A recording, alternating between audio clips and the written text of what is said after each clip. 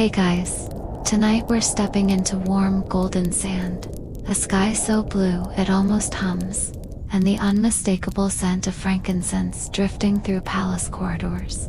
You're going to wake up somewhere you definitely didn't fall asleep, and it's not your bedroom, not your couch, not even your timeline.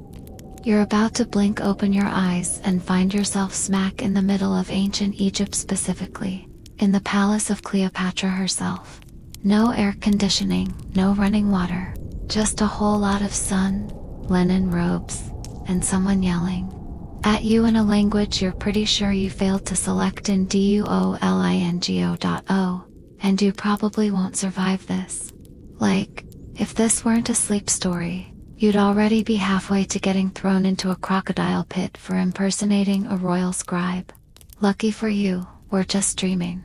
Probably. So, before you get comfortable, take a moment to like the video and subscribe, but only if you genuinely enjoy what I do here.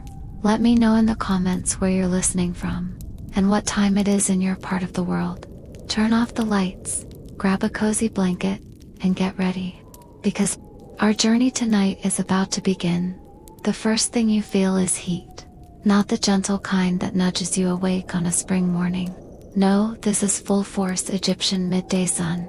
Your skin prickles. Your eyelids flutter open. You're lying flat on your back in sand that's way too real to be metaphorical. And somehow, despite every law of thermodynamics, you're also covered in a surprisingly soft linen robe.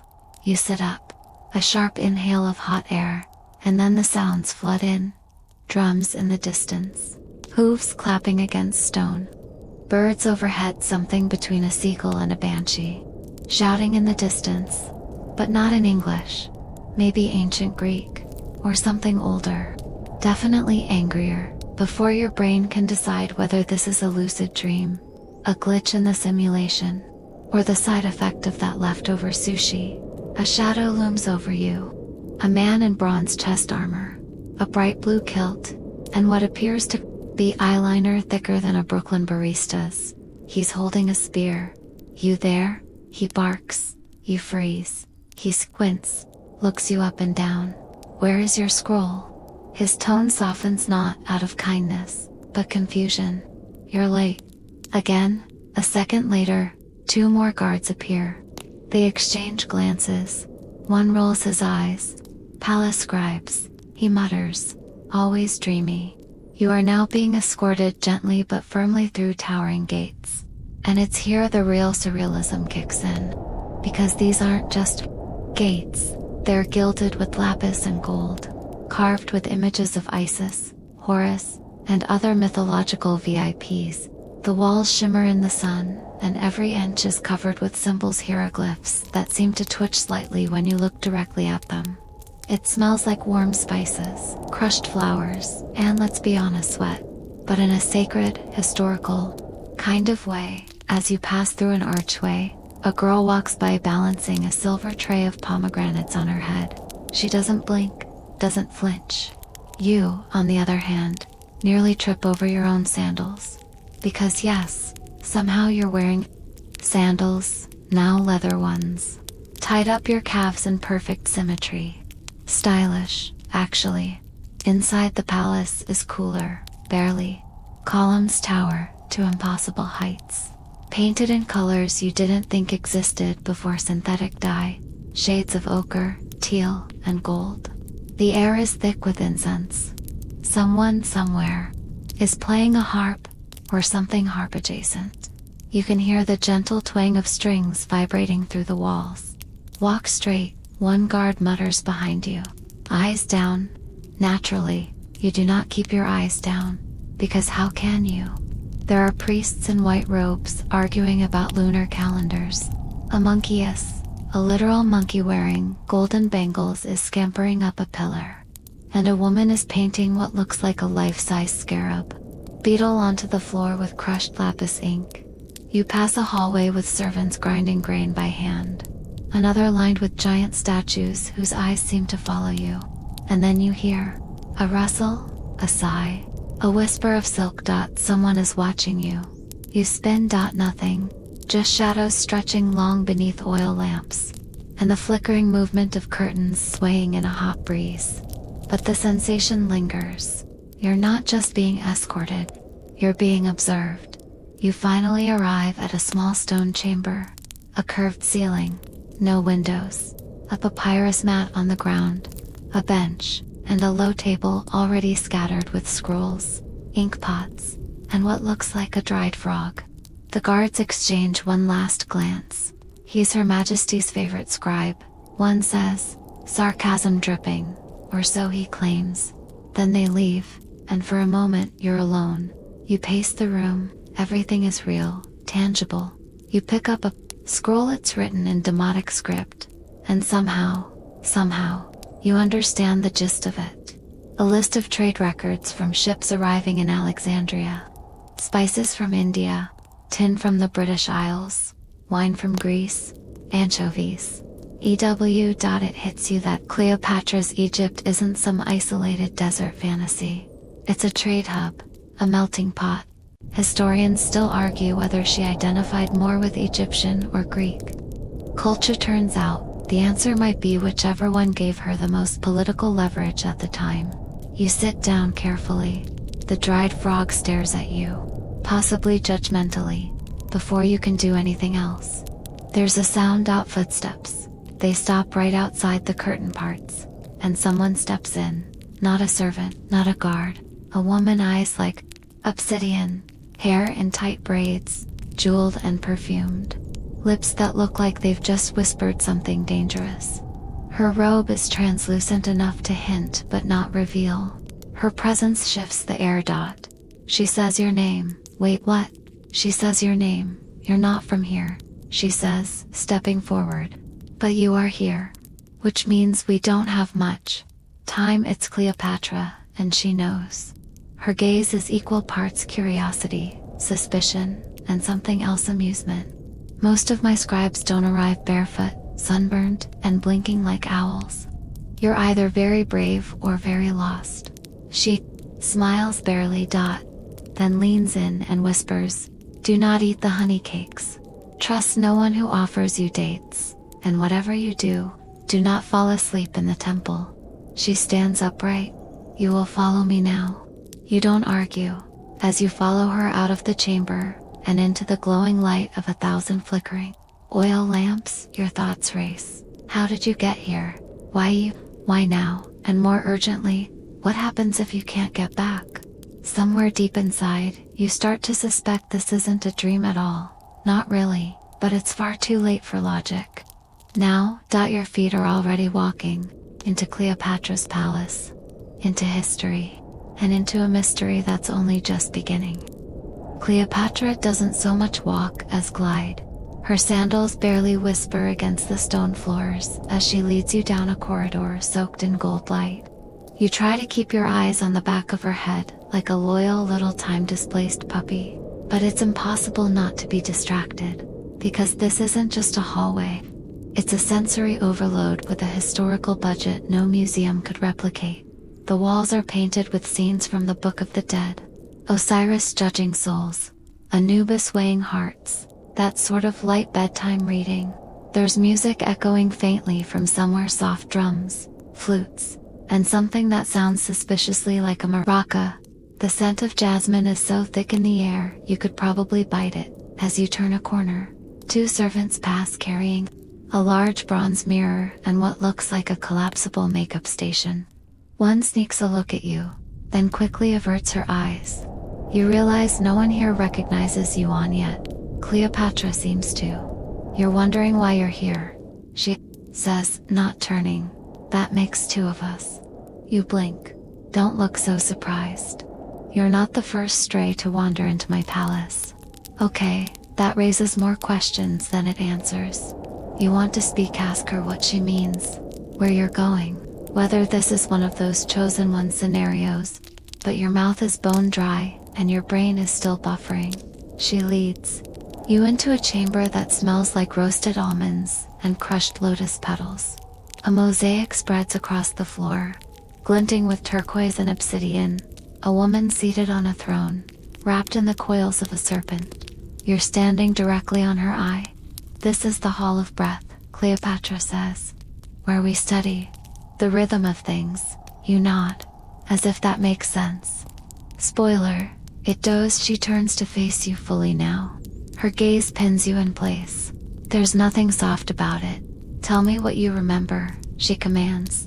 You stammer something about sleep, a voice, waking in the sand, and a slightly traumatic encounter with a spear-wielding eyeliner model. She listens, silently. No interruption. When you're done, she smiles mischievously. Of course, historians still argue whether dreams are messages from the gods, or simply madness dressed in symbolism, she says.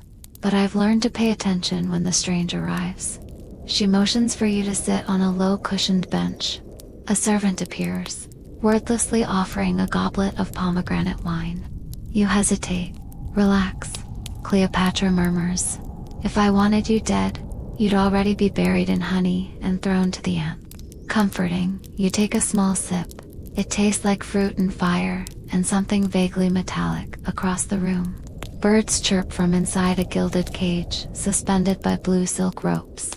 You're about to comment on the decor when Cleopatra walks over to a chest, opens it, and pulls out a scroll sealed with wax and ribbon. She hands it to you. Your first task. You squint at the scroll. It's addressed to someone named Apollodoros. Your mind races. A scroll, a name, a task. You're being given actual responsibility in the palace of Cleopatra, the 7th Philopator Ptolemaic queen. Strategist, linguist, political genius, and, apparently, amateur dream-interpreter. Your imposter syndrome is screaming. She raises an eyebrow. Do you know who he is? You nod slowly. You've heard the name. Apollodoros was Cleopatra's most trusted agent. The one who smuggled her into the palace inside a rolled-up carpet to meet Julius Caesar. It's one of the few facts even history class couldn't ruin for you. Cleopatra seems pleased. Good, deliver it to him. He's in the east courtyard, by the reflecting pool. She turns away, dismisses you with a wave of her hand. Oh, and avoid the priests. They smell lies. You head out, scroll in hand, trying very hard not to panic. You pass an open-air garden, a woman playing a double flute, and a group of children chasing a painted goose. Everything is vibrant, alive, too real. The scroll in your hand is warm from the queen's own grip. You try not to imagine what would happen if you dropped it, or spilled wine on it, or accidentally read a spell that catapults you to the Cretaceous period. The east courtyard is quieter.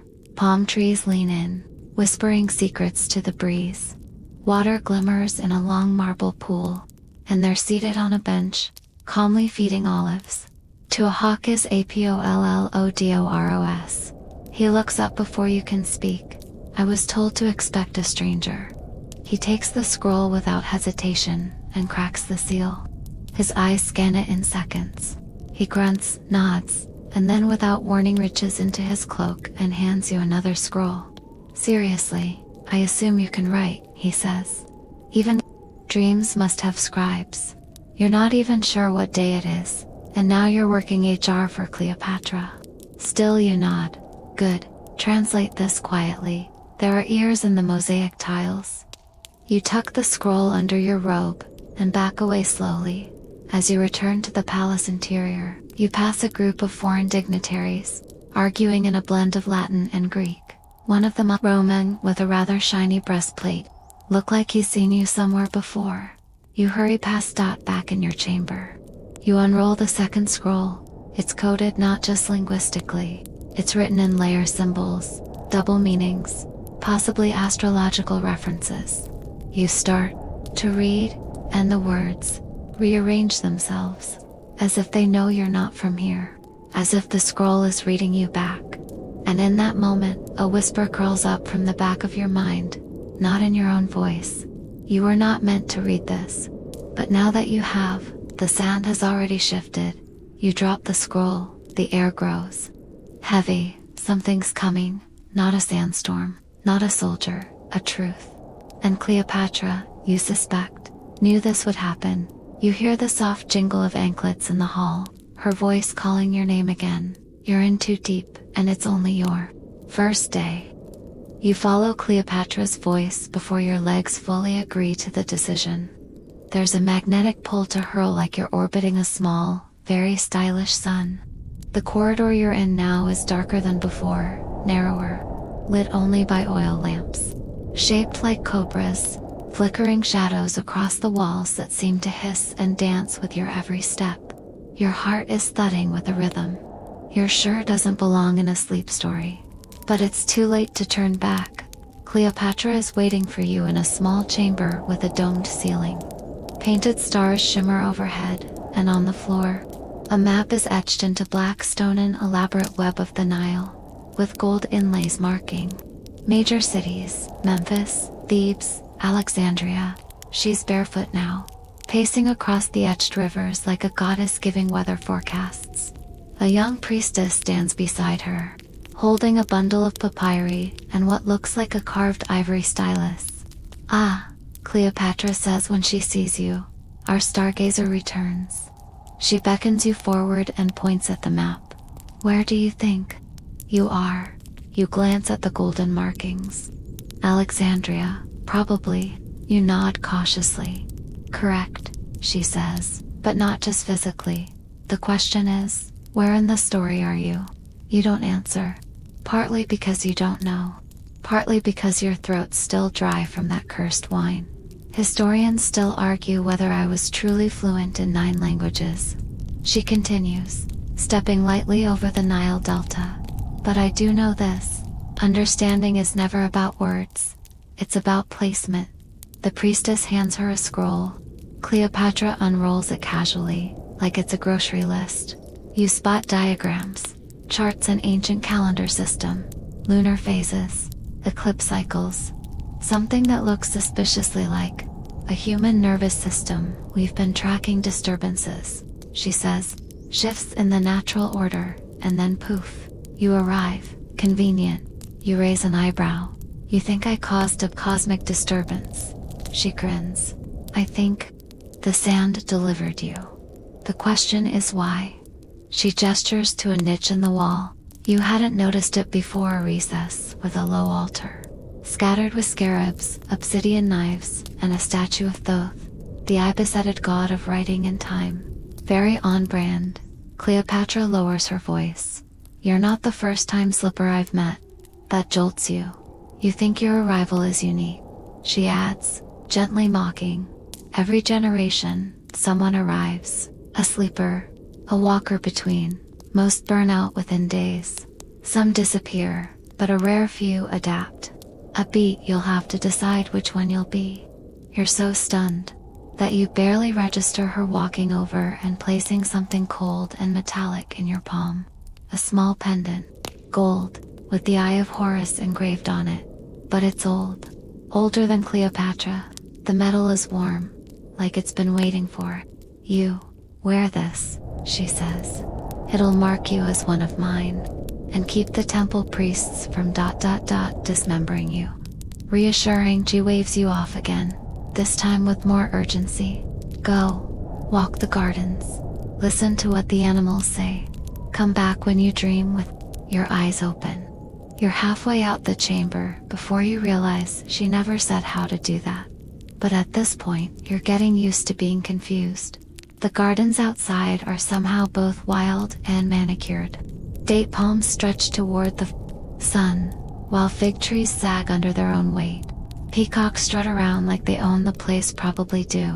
A pair of ibises wade in a shallow stream, their beaks twitching like they're whispering Morse code to the reeds. You sit on a stone bench carved with scenes of the Nile's flooding, tiny painted villagers offering fish to giant hippos. A detail sticks out. The villagers all have blank eyes, like they've been painted without souls. A soft shuffle alerts you. Someone is sitting beside you now. It's not Cleopatra. It's an old woman, draped in robes the color of sand at dusk. Her face is lined like cracked parchment, and she smells like fennel and dust.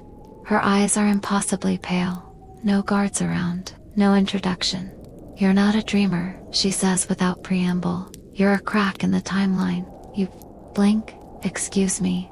The moment you arrived, the stars shifted. Slightly, but enough. You open your mouth to ask 1,000 questions, but she raises a hand. I am Neferu, temple reader. We see the patterns others overlook. She plucks a pomegranate seed from a nearby bowl and holds it between 2 fingers. Eat this and you stay forever. Time stops. You belong here. You swallow hard. What happens if I don't? She smiles, baring teeth far too white for her age. Then you must keep walking and walking until you find the moment that pulled you here. Classic time travel puzzle. Number pressure. She tosses the seed back into the bowl. You have until the festival of flooding. Then the sands decide. Before you can respond, she rises and vanishes behind a curtain of ivy. Literally. Gone. You sit in stunned silence. Somewhere, a monkey shrieks. Somewhere else, a harp twangs in disapproval. Later, back in your chamber, you unroll the coded scroll again. This time, it makes more sense. It references the mirror of the sky, a device buried beneath the temple of Isis, set to show not your reflection, but your origin. You wonder, if you looked into it, would it show you asleep in bed, clutching a phone, earbuds halfway out? Or would it show you something worse? The thought sends a chill down your spine. Despite the heat, you lie down, eyes wide. The oil lamp sputters, casting shadows that look far too sentient. You're supposed to dream with your eyes open. So, you stare at the ceiling, and just before sleep claims you. You hear it again, the whisper, not in your voice. You are not lost. Just ... You wake up not to an alarm clock, but the weight of a cat. A very smug, very fluffy Egyptian MO is perched on your chest, staring into your soul like it knows exactly how many lifetimes you've lived on, how poorly you've used most of them are. You, the divine messenger. You croak. The cat blinks slowly, then sneezes in your face. Okay. So not divine, just ... Cat ... It hops down and slinks toward the door, tail flicking like punctuation. You groan, stretch, and sit up, your body still. Feels like it was molded in clay and forgotten in the sun. But there's no denying it. You've slept, truly slept. For the first time since arriving, a servant enters without knocking. Because apparently, doors mean nothing to ancient Egyptians. You are summoned, she says. Her voice is soft, but bored, like she's had this conversation 1,000 times. The queen is in the library. Oh great, just casually being summoned to the greatest library of the ancient world. No pressure. As you follow her, the palace shifts. The air is cooler here, drier. The walls less decorative, more functional. You pass niches filled with scrolls, bound in leather and bark, shelves stacked with clay tablets and strange wooden devices. Covered in etched stars, one hallway leads past a room where someone is dissecting a crocodile gently, like it's a particularly beloved science project. Your guide stops before a wide doorway framed by columns, shaped like papyrus stalks. Inside is the Library of Alexandria, or at least, a royal annex of it, and there she is, Cleopatra, reclining with a reed pen in hand, poring over a scroll that's longer than your will to live. She looks up. You slept. Good, that makes you more useful than half the men I keep on payroll. You smile awkwardly. Thanks. She waves you in. Come, look at this. You join her beside a long marble table. Spread across it are maps, topographical drawings of Egypt, Greece, and Rome. Red markings, circled trade routes. Notes in both Greek and Demotic scribbled in the margins. There's a sketch of a ship with retractable sails, and another of something that looks suspiciously like a telescope. I'm preparing for a visit, she says. An important one, but I need to understand something first. She hands you a papyrus filled with astronomical charts and calculations far beyond your high school math trauma. Tell me what you see. You try. The stars are plotted in relation to Sirius. The date references flood season. There are repeated markings around a specific configuration of stars, Orion's belt. Maybe. You point to it. This is when the Nile begins to rise. She nods, clearly pleased. The heliacal rising of Sirius, she confirms. That's how we time the festival of flooding. And this year, it aligns with a strange omen. A star that shouldn't be there. You frown, like a comet. Worse, she whispers, a twin. A second star, she explains, has been spotted trailing Sirius. Faint, flickering, but unmistakable. The temple priests are losing their minds. Some claim it's a sign of divine favor. Others think it marks the return of Seth, the chaos god, Cleopatra. She thinks it marks you. Historians still argue whether we had access to advanced optics, she says casually. But I've learned that eyes are less important than questions. And you, my odd little traveler, raise many. She leans in. Tell me about your world. You hesitate. But something about the way she asks makes it hard to lie. So you give her glimpses, machines that fly, books without scrolls, voices stored in tiny glowing boxes, cities made of glass and lightning. She listens without blinking, and yet, she murmurs, you all still forget to look up. Touché, she stands, walking to a tall shelf and pulling out a bound scroll marked with the seal of Isis. There's something I want you to find. She hands it to you. Inside are instructions coded, again for reaching a chamber beneath. The temple at Philae, a place called the Mirror Room. It's said to reflect not the body, she says, but the soul's direction, past, present, or possible. You glance at the map. Philae is hundreds of miles south, and I'm just supposed to go there. She grins. You're not going alone. Enter Apollodoros again. He steps from the shadows, looking like he hasn't slept since the last dynasty. I've arranged transport, he says. We leave tonight, dress light. Trust no one. Oh good, casual paranoia. But Cleopatra's face softens for the first time. She reaches out and gently places a hand on your shoulder. I don't know why the sands chose you, she says, but if the mirror shows you the way home, take it. If not, she shrugs. Well, we could always use another librarian. A few hours later, you're bundled into a river skiff just after sunset, gliding down the Nile beneath a sky so full of stars it almost hurts to look at. The water is inky and silent, broken only by the soft slap of oars and the occasional suspicious splash. Try not to think about crocodiles. Apollodoros, sitting across from you, unwraps a packet of dried figs and offers you one. First rule of travel in Egypt, he says, never trust a priest. You nod. Second rule, he continues, never ask what's in the wine. Also noted, as you drift past silent banks and torchlit villages, your thoughts spiral. The mirror room, the twin star, the whisper that keeps curling through your dreams. You're caught in something massive, ancient and entirely unwritten. And yet, it all feels scripted, like you were meant to be here. You fall asleep under the stars, your pendant warm against your chest, Cleopatra's words echoing in your head. Dream with your eyes open. You awaken to the smell of warm bread and the sound of sandals on stone. Your skiff has docked at a small riverside village, still sleepy, just barely waking to the morning sun. A row of market stalls lies empty, except for one vendor already, preparing trays of dates and honey cakes. A donkey groans like it, too. Had far too many dreams last night. Apollodoros nudges you with the heel of his sandal. We've got a guide waiting. Eat something. Pretend you belong. You grab a fig cake, biting into the sticky sweetness as you follow him through the dusty alleys.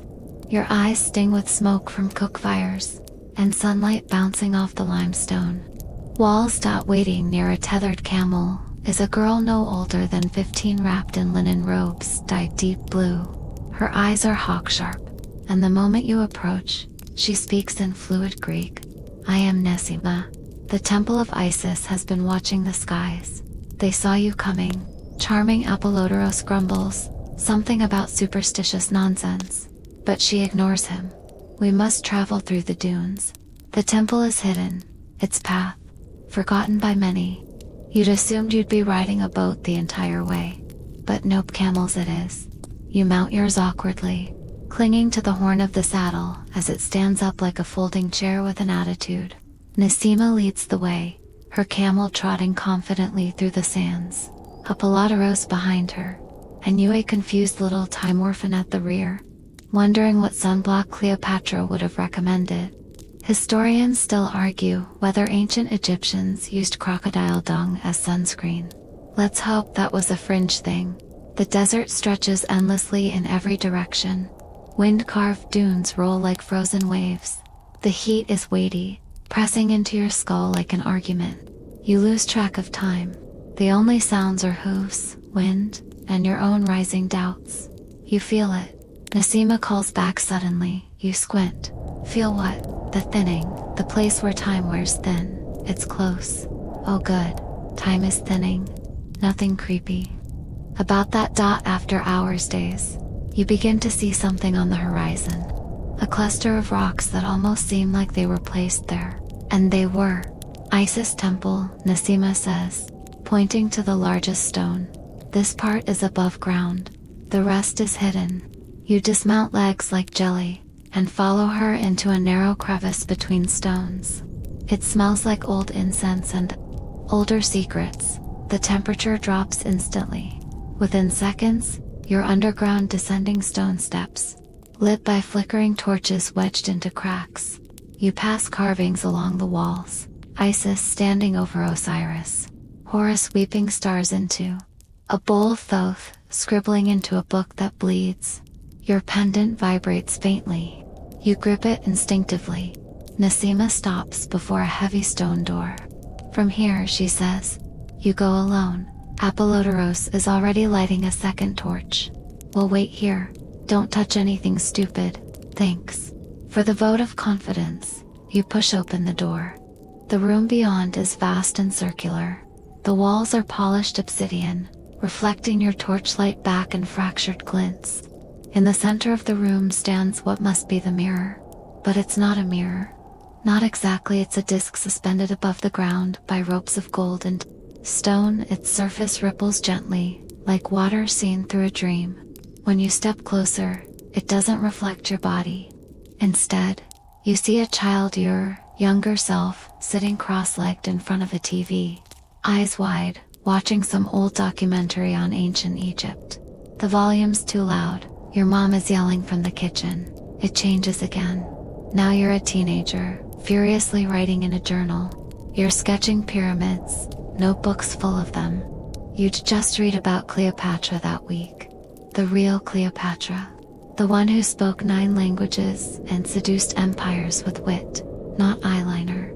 Then you now, sleeping in bed.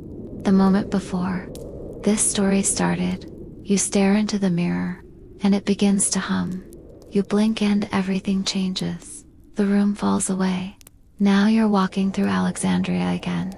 But it's nighttime. Except everything feels ... wrong. The sky has a second moon.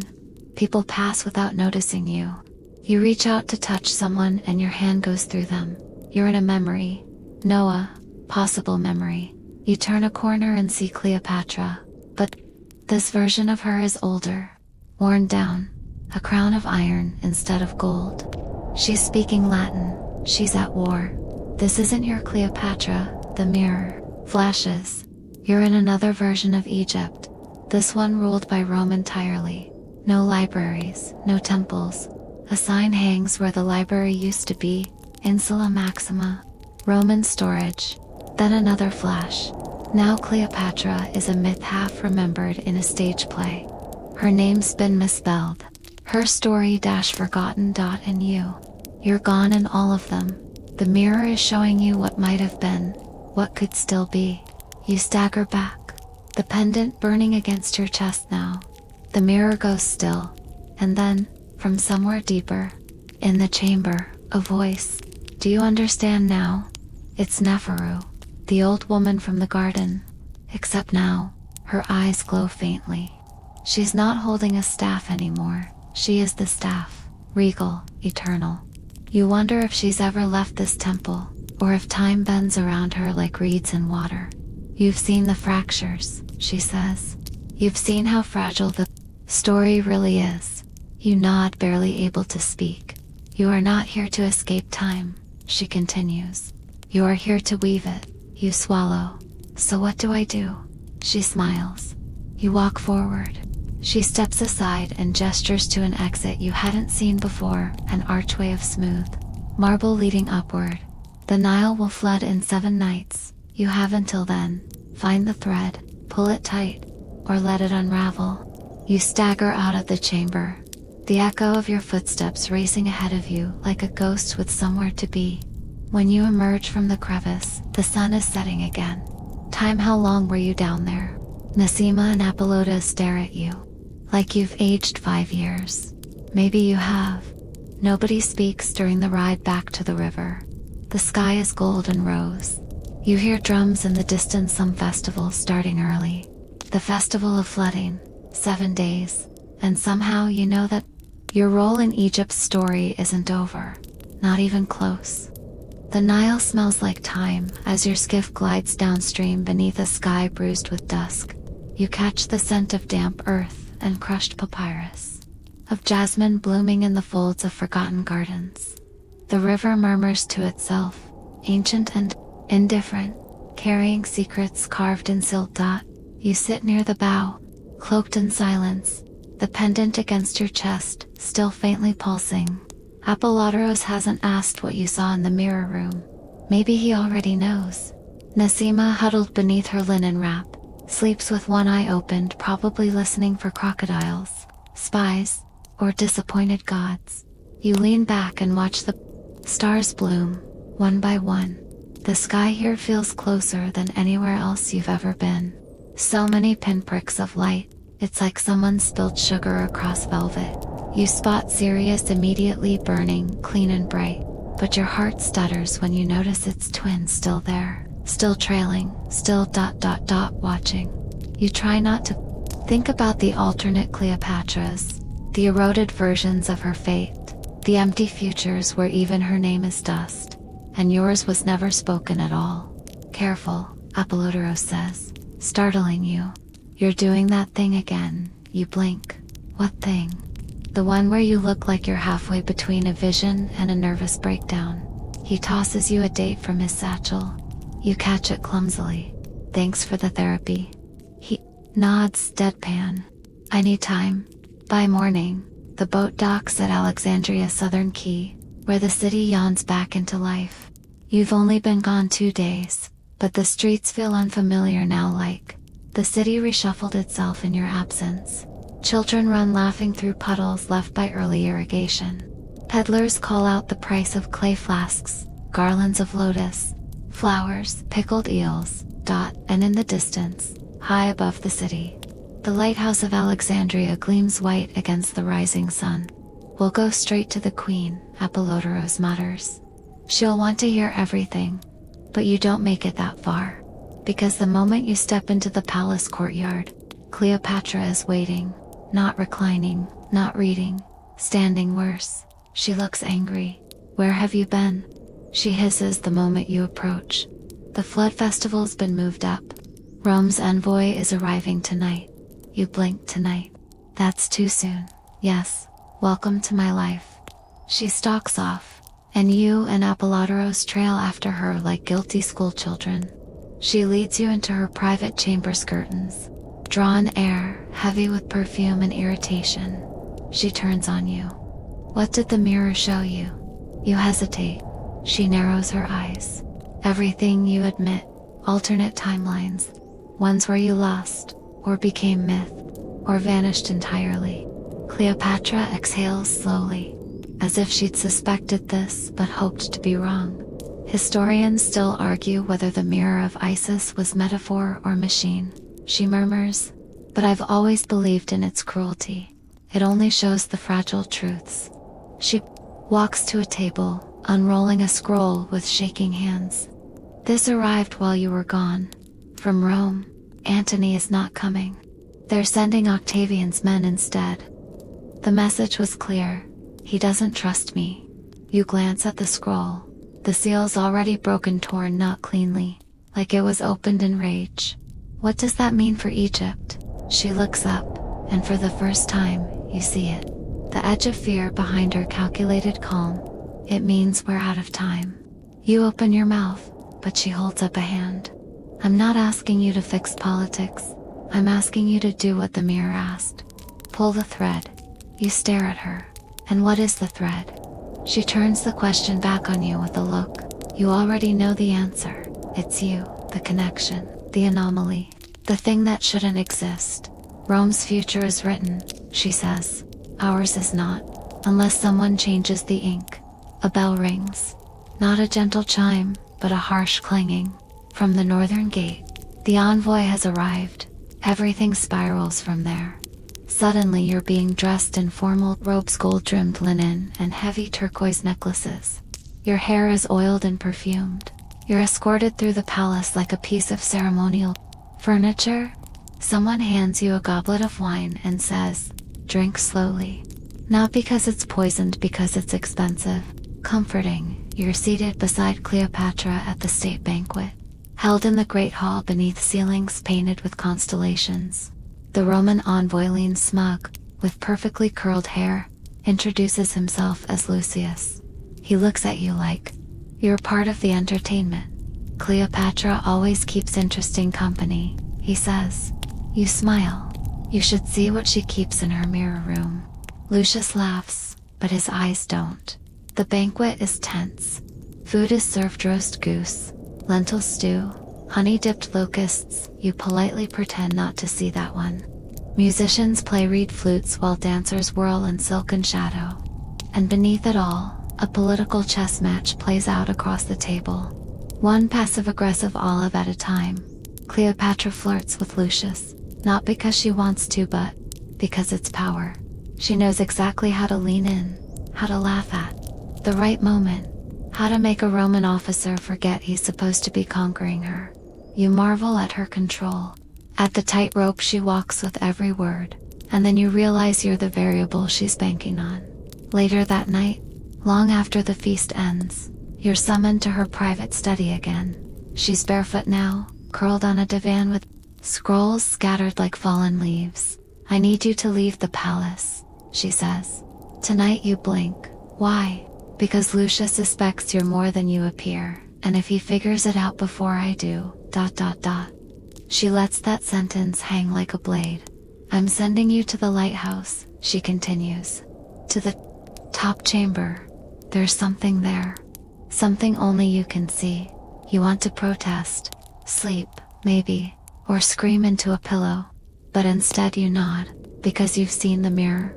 You know now, some threads can't be cut, only pulled. You stand at the foot of the lighthouse of Alexandria. It towers above you like a judgmental god, 3 tiers of gleaming limestone stacked higher than anything in your own time, topped with a bronze mirror set to catch the sun and throw it 30 miles across the sea. Some night sailors say you can see it blinking from the future. Tonight, it's black as obsidian. 2 guards silently nod you through. No one questions Cleopatra's orders. Your footsteps echo in the winding spiral staircase, narrow and steep, each step carved by hands that haven't existed for 2,000 years. You pass walls etched with symbols, some Egyptian, some Greek, some older. You pause on one step where the stone beneath your foot glows faintly, not golden, not magical, just worn smooth by centuries of passing feet. You reach the top chamber, lungs aching, heartbeat humming like a trapped insect. It's not what you expected. The top of the lighthouse isn't filled with flames or mirrors. It's ... quiet. There's a low hum, like a bowl singing from the inside out. In the center, a circular dais, completely black, polished like glass. The moment you step onto it, the pendant flares to life, and then everything shifts. The walls fall away. Alexandria disappears. The stars above are suddenly below, and you're standing inside a dome, made entirely of memory. Time bends again. Now you're floating weightless above Earth. You see the Nile ribboning south, ancient cities flickering like fireflies. You see the timeline unraveling, Rome marching across maps, borders drawn and redrawn like angry children at war. And you see yourself so many versions in one. You stayed. you became an advisor to the queen. In another, you were captured by Rome, interrogated and erased. In one, you're nothing more than a name footnoted in a forgotten scroll. In another, you disappear into myth, an unnamed figure in a children's fable about time and sand. A question hums beneath it all. Which version becomes real? Whichever one you step toward, says a voice. You turn. Nefru stands behind you, again, this time not aged, not fragile. She glows faintly, like the heat of fire without flame. You've seen enough, she says. Now it's time to act. You want to ask how, or when, or why, but those are future people questions. So instead you ask, what do I need to do? Nefru gestures downward, and the vision changes again. You see Lucius pacing in the garden, whispering into a scroll held by a crow-faced courier. He's planning something. Rome doesn't wait. Rome takes. He's sending word to Octavian. Nefru says. He's seen the queen's weakness. He knows her guards are stretched thin. Then the vision shows Cleopatra alone in her chamber, weeping silently over a letter from Antony that never arrived. You feel it like a gut punch. This brilliant, terrifying strategic woman, quietly shattering under history's weight. Your presence, Nefru continues, was not an accident. The mirror chose you because you don't belong. And that's precisely what gives you power. You stare into the dome's reflection of Alexandria. And if I fail, Nefru turns slowly. Then the line breaks. And the version of her that survives ... is the one where she loses. You step off the dais. The dome fades. The chamber returns. But now you understand, this lighthouse wasn't built only to warn ships. It was built to see. You descend the steps faster now, heart thudding, like a drum. Back in the courtyard, the sky is violet with dawn. A courier sprints past Euramon cloak, dust on his sandals, headed straight for the docks. No time you catch him at the edge of the port, grabbing his shoulder hard enough to stagger him. Let go, he hisses, reaching for a dagger, but you already have the pendant in your palm. It flashes once. The courier stiffens. He blinks, then blinks again. Where ... What? Sleep, you say quietly. He slumps, unconscious. You toss the scroll. Into the Nile, a fish jumps. That's the moment Apollodorus finds you. He says nothing, just helps you pull the unconscious man into an alley, and remove anything identifying him as Roman. You shove the pendant deep into your tunic again. He'll wake with a headache, Apollodorus mutters. No memory. You nod, breathless. I don't want to know what you did, he says. But Cleopatra will. Back at the palace, she's waiting again, this time seated, flanked by guards. Her coal-lined eyes don't blink as you explain what you saw at the lighthouse. What you did at the docks. What you chose not to let happen. When you're done, she exhales slowly. So Rome doesn't know, she says. You nod. Not yet. She smiles faintly. Then we still have time. The festival of the inundation begins that evening. It's the celebration of the Nile's flooding, a sacred renewal. The streets bloom with music and wine, and every citizen of Alexandria pours into the plazas, barefoot, singing. You're ushered to the balcony above the procession, standing beside the queen as petals rain down from rooftops. Drummers pound rhythms older than empires. Dancers swirl, arms painted with constellations, and in the middle of it, Cleopatra raises a golden cup. To the future, she says aloud, smiling sideways at you. No one hears but you. In that moment, you understand. The threat isn't just history, it's her.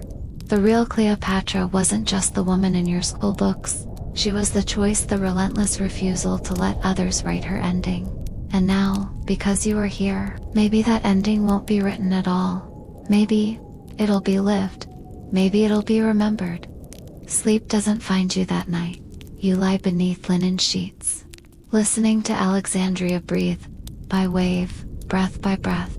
Through the carved window lattice, the city glows faintly, washed in lamplight and celebration. Somewhere down the street, A flute player stumbles through a melody, drunk on either wine or divinity. You close your eyes and see flickers of the mirror, alternate endings, collapsing futures, your face multiplied into 100 timelines, all of them waiting, watching, wondering which version you'll become. You turn over, press your cheek to the pillow and whisper, "You probably won't survive this." It feels like a joke, but it also feels true. When dawn comes, Cleopatra has already summoned her inner court. The scrolls are spread, maps unrolled, papyri fluttering like moth wings in the breeze. She stands at the center of it all, braided hair coiled like a serpent crown, eyes blazing with strategy and something rarer hope. "We've stalled Rome's message," she says without looking up. "That buys us 6 days." You hover near the wall, unsure whether you're a guest or a variable. Apollodorus gives you a shrug that says, "Both." Historians still argue whether Cleopatra genuinely believed she could outwit Octavian. She continues. Or whether she just liked pretending the knife wasn't already at her throat. She smirks. "Let's pretend a little longer, shall we?" Plans are drawn. Lucius is being watched. His courier, the one you intercepted, has been replaced by one of Cleopatra's spies, Nasima, again, now draped in a Roman tunic and wearing a look of perpetual disdain. She's disturbingly good at it. "I'm not just a nurse," she says proudly, tightening her belt. "I also poisoned my uncle once. He got better." Comforting. You're sent to the Temple District, where whispers of unrest among scholars have begun to spread. Apparently, word of the mirror has leaked. Someone saw you emerge from the lighthouse. Some claim you're a priest of Thoth. Others say a cursed ghost of Alexander himself. One very enthusiastic man insists you're a time-traveling librarian sent to reorganize the royal archive. You don't confirm or deny any of it. Instead, you spend hours listening. You ask questions. You nod at the right moments. You let people believe what they need to believe. Because the truth too wild, too large, too delicate. It's on your way back to the palace that you see them. Roman banners unfurled early, red against the sandstone sky. Lucius has taken a bold step. He's calling for a public audience, not a negotiation, not a quiet dinner, a confrontation in the heart of the city. And he wants Cleopatra there. That night the palace is electric. Advisors scurry like beetles, hissing warnings and predictions. Some say Rome intends to crown a new puppet pharaoh. Others whisper of assassins among the crowd. You ask Cleopatra if she's going. "Of course," she says. "He's trying to rattle the cobra." She turns, gazing into her mirror. The same one she's always used, framed in gold, rimmed with lapis, its surface dulled with age and incense. Not the mirror of Isis. Just a mirror. A woman's mirror. But maybe it's the same thing in the end. She speaks quietly, eyes still. On her reflection, you know they say if you see yourself too clearly, you vanish. Like smoke pulled from incense. You step closer. You're not going to vanish. Her lips twitch. "No, but I might burn." You ride in the royal bark to the plaza, the same one from the festival, now stripped of joy, lined with soldiers and stone-faced citizens. Lucius stands atop a marble podium, scroll in hand, voice loud and cloyingly formal. He reads from a fabricated edict, claiming Octavian's right to rule Egypt in Rome's name. He announces that Cleopatra has forfeited her crown by consorting with foreign mystics. "That's you, by the way. Congrats." Cleopatra steps forward. She doesn't shout, doesn't gesture. She doesn't need to. She simply speaks, and the plaza goes silent. She reminds the crowd of Egypt's ancient sovereignty, of the gods who still watch, of the Nile's loyalty, the desert's silence, the stars etched into the tombs of their ancestors. She calls Rome a guest, overstaying its welcome. Then deliberately she turns to you. "This is the one Rome fears," she says, "not because they wield a sword, but because they carry time." Lucius falters. "It's the truth." He doesn't know how to refute, because what do you do with a person who doesn't fit? A thread that frays the whole design. He tries to rally the crowd, but it's too late. Cleopatra's voice, measured, luminous, unwavering, has woven something new into the day. A version of events where Egypt might still belong to itself later. In the palace gardens, she finally collapses onto a stone bench. You sit beside her. Neither of you speaks for a long time. Eventually she turns. Do you think it worked? You shrug.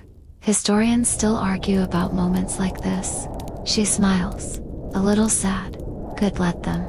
You spend the rest of the night walking the gardens, talking about nonsense, about what figs taste like in different centuries, about what she'd do if she could see the pyramids finished, intact, about whether cats always knew they were holy. You never mention the future. It feels too sharp, too real. And for now, you just want this quiet, this warmth, this strange, impossible friendship. It won't last, but maybe that's the point. Some threads don't need to stretch forever. Some just need to be held. The days that follow unfold like a slow, tense drumbeat. The city of Alexandria seems to hold its breath, waiting for a storm no one can stop. You walk the corridors of Cleopatra's palace more often now, a shadow in the wings caught between history and destiny. The palace itself feels like a living thing, its walls soaked with whispered secrets and the weight of impending decisions. Cleopatra's inner circle tightens. Around her, like a protective cloak, advisors speaking in hushed tones about alliances and betrayals, the shifting sands of power. You sit with them when you're allowed, your presence an enigma that sparks quiet curiosity. The mirror has made you more than a visitor. It's made you part of their fragile world. Each morning begins with the sun spilling over the Nile, painting the sky in molten gold and crimson. You watch Cleopatra from across the room, her gaze steady as she pores over scrolls and maps. She's a force of nature, fierce and regal. Yet there are moments when the weight of everything presses down on her shoulders. You catch those moments, the flicker of doubt in her eyes, the brief sigh she tries to hide. I've seen the way you look toward the horizon, she says one evening when the city hums with a quiet energy, the festival long past but the air still thick with anticipation. You're in her private chambers, a room lined with rich tapestries and the scent of frankincense curling in the warm air. As if you're searching for something just beyond reach. You nod slowly. The future is like a tapestry choice, each action a thread weaving into a bigger picture. But some threads pull harder than others. She smiles, a trace of sadness in her eyes, and sometimes, no matter how hard you pull, the design is already made. You sense she means more than just politics. Cleopatra's life is a delicate dance between destiny and desire, between power and survival. Tell me, she says, what do you see when you look ahead? You hesitate, feeling the weight of your knowledge. I see possibilities. Some bright, some dark. Historians still argue whether those possibilities are fixed or fluid. She chuckles softly. That sounds like a scholar's answer.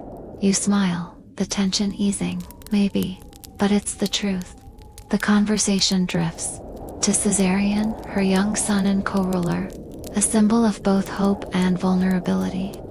Cleopatra's voice softens as she speaks of him not just as a monarch, but as a mother, guarding her child against the world's cruel realities. He's the future, she says quietly, but the future is a dangerous place. The next days are a whirlwind of preparation. Word arrives that Octavian's forces are moving swiftly, their shadows growing longer with each passing moment. The city's walls are reinforced, allies are summoned, and plans are whispered in corners where eyes don't always trust. One night, Cleopatra calls you to a secret meeting in the gardens beneath the stars. The air is cool, filled with the scent of jasmine and the distant murmur of the Nile. She looks at you with a fierce urgency. I need you to take Caesarion away. Far from here, somewhere safe. The request hits you like a stone.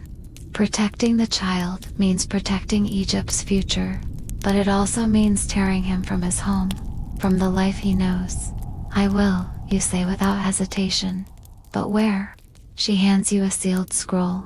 A sanctuary, hidden among the mountains to the south. Old friends, loyal and strong.